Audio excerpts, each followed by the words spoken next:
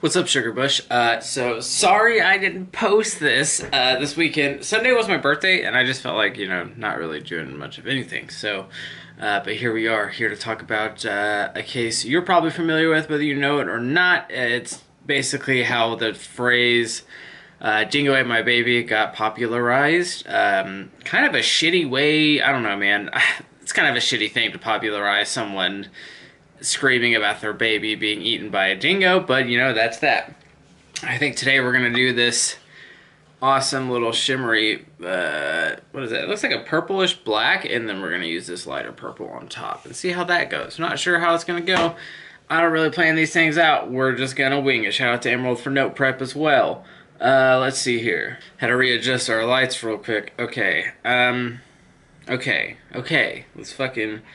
let's get her done. How's everybody been? I hope everybody had a good weekend and didn't work too hard. I got the day off on my birthday, so that was cool. Very, very glad that happened. But enough about me. I don't want to bore you about my life. Let's go into the juicy deets.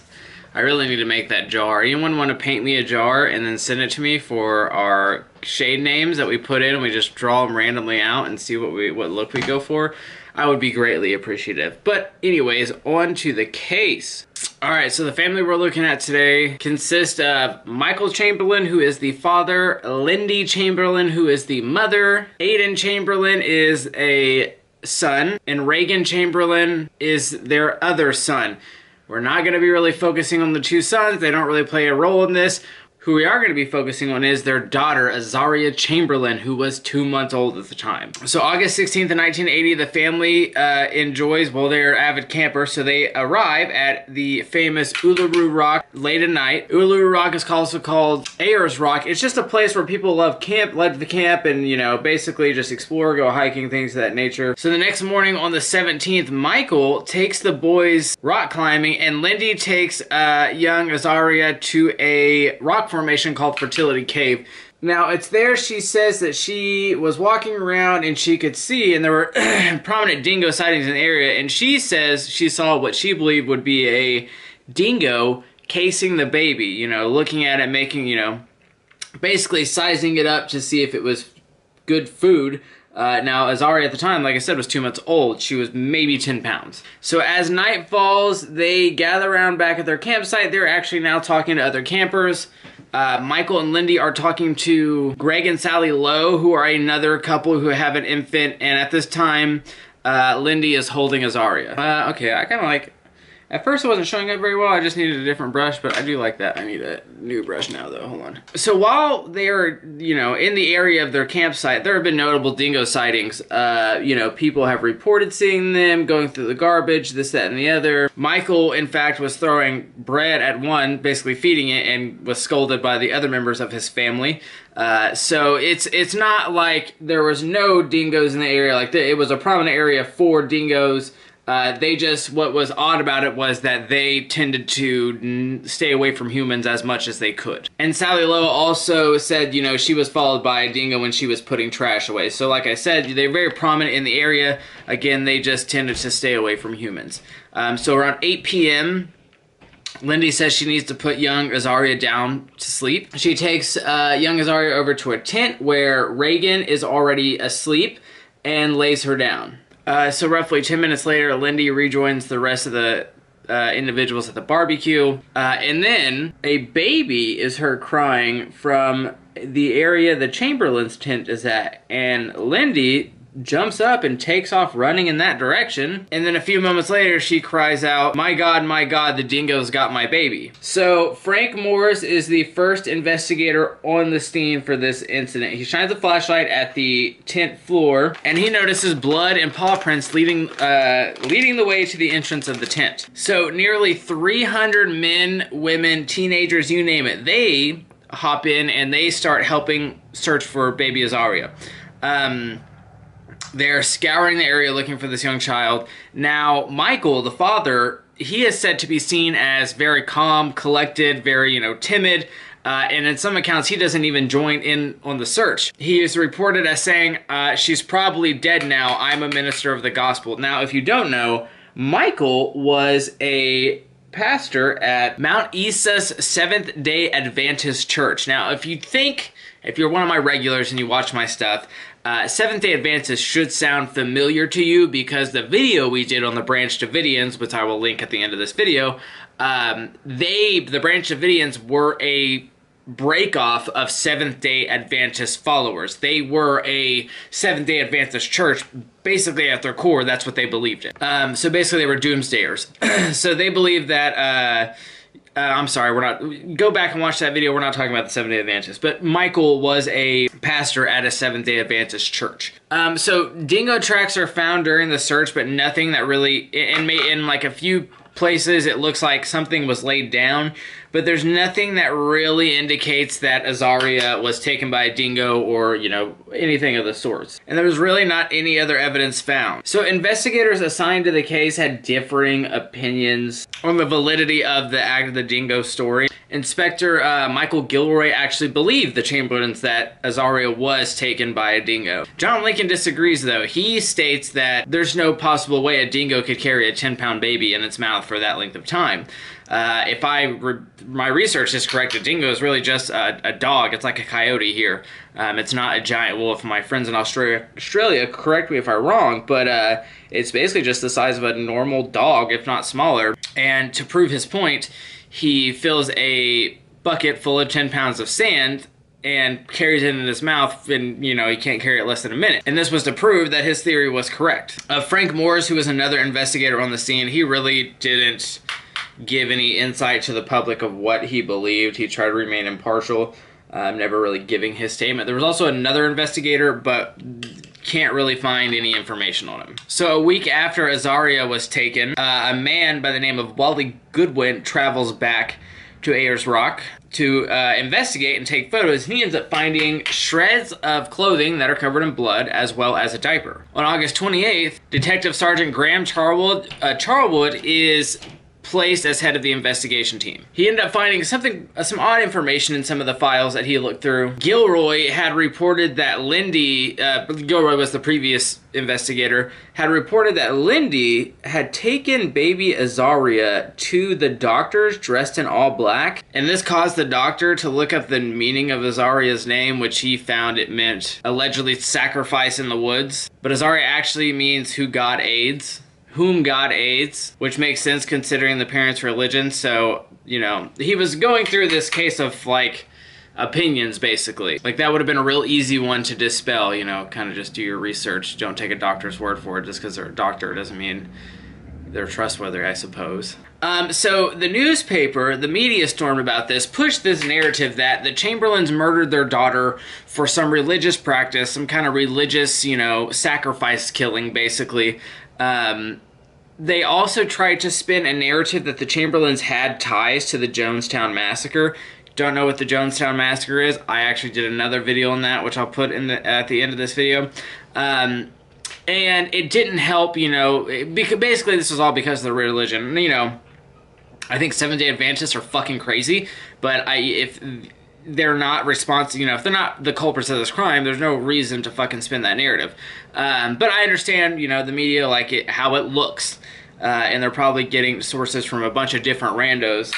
Anyways, it also didn't help because Lindy and Michael didn't act like grieving parents, according to everyone, so that really was not good for their case. You know, this purple is kind of overpowered by the darker-ish purple that I'm using.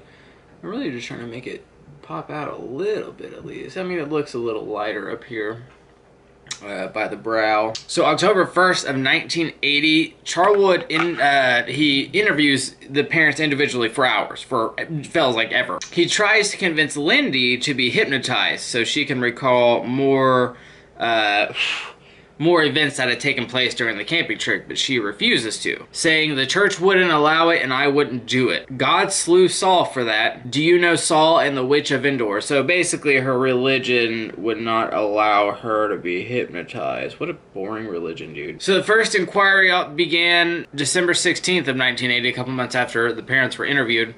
It was conducted by Dennis Barrett, magistrate and coroner. Ashley McNay was basically the prosecutor of the case, saying that the clothes that were found looked like they had been staged, and the markings on the clothes were inconsistent with that of a dingo attack.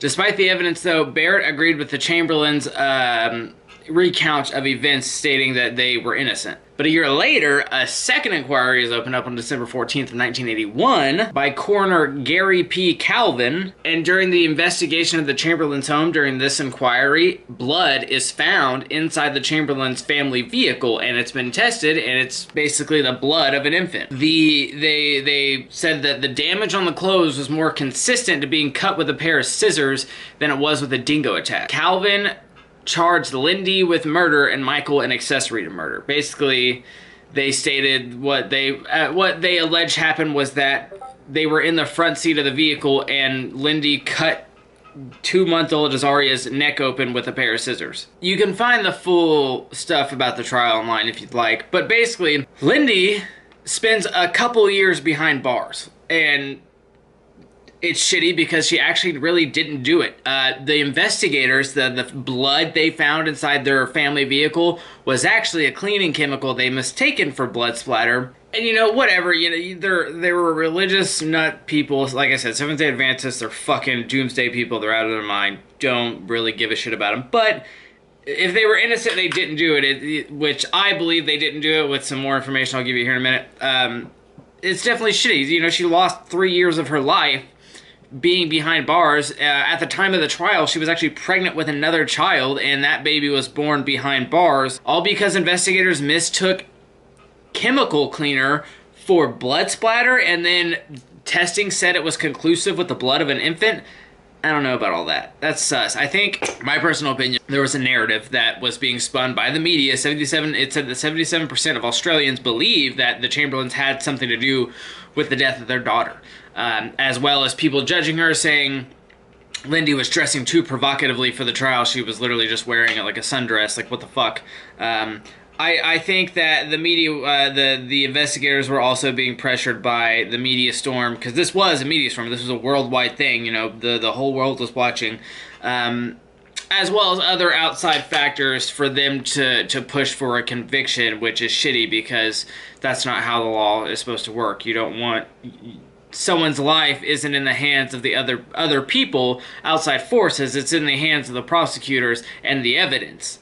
And it looks like they really try to spin for the evidence looking like that the Chamberlains had something to do with the death of their daughter. Like I said, they may be crazy religious people. They may not look like grieving parents, but everybody grieves differently. You can't judge somebody for not grieving the way you grieve. Anywho, back to the story. So Lindy, like I said, Lindy was in prison for 3 years. All right, we're gonna throw on some liner here. I'm waiting for a palette I ordered from Sephora to get here. I've got this blue liner that we're gonna try out once I get this palette in. See how it goes. Where art thou my liner? Okay, there's my liner. Let's just wing it. Get it? Let's just wing it. So Lindy's in prison for 3 years until a hiker named David Brett tragically fell to his death while climbing Ayers Rock. Ooh, that was a freehand wing, dude. Get the fuck out of here, bro. Get wrecked, dude. That looks so good. Now, the only part I have trouble with is making it look, coloring it in on the eyelid. It was perfect, and then I accidentally, it's all right. It's okay. It's all right. Boom, bada bing, bada boom. We fixed it. Just gotta put some more makeup over that spot. That's quite all right. Okay, so, where were we? This gentleman, David Brett, tragically fell to his death while hiking Ayers Rock. His body was found in in an area that had several dingo layers.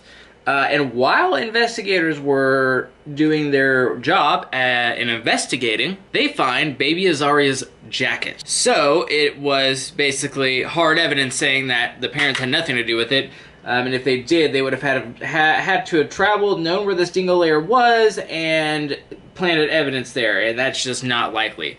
So, in 1992, Lindy is released from prison. Now, Michael didn't get sentenced to prison time. He got a suspended sentence, something like that, but Lindy did. She is released from prison in 1992. She is also awarded a settlement of $1.3 million. In 2012, baby Azaria's death is changed officially from unknown to dingo attack. So in the Lindy's cry in the dark of a dingo ate my baby has been bastardized and still appears in pop culture today. It was made famous from a 1988 movie that Meryl Streep, however you say her name, starred in, called The Cry in the Dark, and where she famously says a dingo ate my baby, and then after that it just took off in pop culture. The Seinfeld is another big one people know from. The Simpsons, The Office, Supernatural, Buffy the Vampire Slayer, it's been everywhere in pop culture. I knew about the saying before. I didn't even know this is where the saying came from until one of my Australian friends that follow me told me about it, and I was like, oh, that's an actual case? I thought that was just like a thing they made up in a movie or something like that. But it's pretty shitty that her cry of a dingo ate my baby has been immortalized in pop culture, and people say it as like a joke now when that child actually fucking died. Whatever, not my place to judge, I suppose. Hey, you guys like my new shirt? I got this at a thrift store here in Lawrence called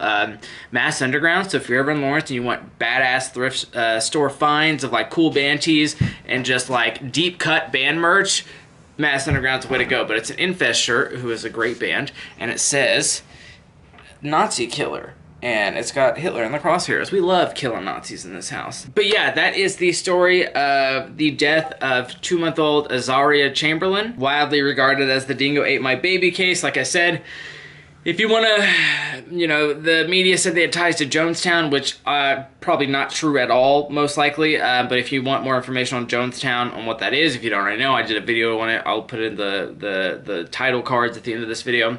They were also Seventh-day Adventist members. Michael was a Seventh-day Adventist pastor, and I go into detail what Seventh-day Adventists are in my Branch Davidians video, because the Branch Davidians were a branch of the Seventh-day Adventist Church. Let me finish up this wing, and we'll do our outros and pick our murder for next week, or our true crime for next week. And we're back. I did some like line work, like 2 dots here, some lines under the eyes, little shimmy of a line here, and an X on the forehead. For some reason, every time these wings are sisters more than they are twins. Everything on my left side is just a pain in the ass to do, but I guess practice makes perfect. Jesus Christ looks like me. Jesus Christ. All right, boom, boom, boom, boom. Who do we got? Who we got going on, y'all? All right. So the Giggling Granny, which is Nanny Doss, if I remember correctly, she's also known as the Black Widow, the Lonely Hearts Club Killer, and Lady Bluebeard. But what a terrifying thing to be known as, the Giggling Granny. So that is who we are going to be covering next week. I'm so sorry I'm so inconsistent what days I put these out. But that's what happens when you're sad all the time. But the ketamine treatments are helping, so hopefully as treatments go on, I will continue to be more and more and more productive. Also, let me know what other videos you guys want to see. I was thinking about finding some of my favorite like no sleep stories from Reddit and stuff like that and reading them to you guys, or I don't know, looking at just, you know, scary stories in general, like have a little scary story night just to get the old fear pumping through you. But any hoozle, we will be covering the Giggling Granny next week. Like I said, sorry, yesterday was my birthday and I just really didn't feel like, you know, I felt like relaxing and not doing much of anything.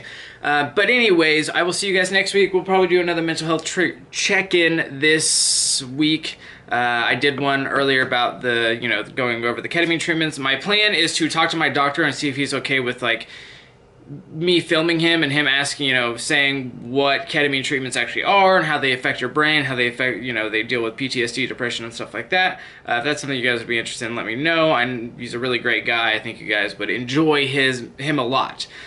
So we will see you guys next week for the Giggling Granny. Thanks for stopping by. I hope you have the best day ever. All the good things happen to you. I need to check my P.O Box because it's been like 3 weeks since I've done that. If you want to, you can write me letters. I will leave my P.O Box in the description of this video.